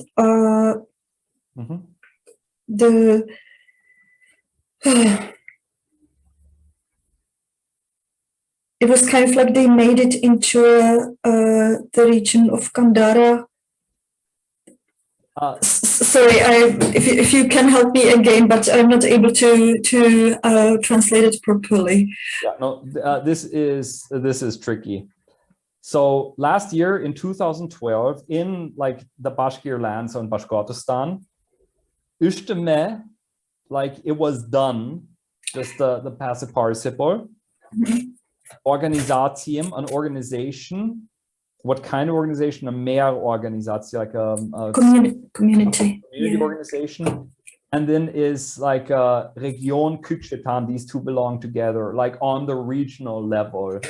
This is just like going through the different administrative levels that you have in this area. Is it like on the village level, or is it on a district level, region level, or whatnot? A region that it was like a bigger thing, and that's how they have the 1 kilometer long Kandera. And so a Kandera organization on a regional level was made. Okay, now Luan gets the last mean sentence. Tudin Türkçemiştiğine evvel mariflaken yalısı koştumaşıştım Russische rekordknigaştım potaş kızıt kugu başa estalteş. With it's like it's the commentary or whatever. It's endeavor with great work is done now to put or bring the Easter Mari like village dance into the Russian Book of Records. Right, and Sandra gets an easier one again. Titlan dokumentum jam dileman da presentatie lakem eterman. The document for this needs to be prepared. So with Titlan, I would just read this. Titlan is for this purpose. Okay. And then the rest is done. What must be done for this purpose? For this purpose, the document needs to be prepared, and the presentations. Not sure about the meaning of the verb. I'm sorry. Carried out. Need to be carried out. Need to be carried out. Okay. Yeah. So I would read the document here as plural, that it's like that documents need to be prepared, which is, and it seems tricky. Why do we have a singular here and a plural here? But my thinking here is that document, you would assume the standard reading would be that there are several documents, because you always need many documents. Whether with presentations, it's more ambiguous. It could have just been one, but they need to do several.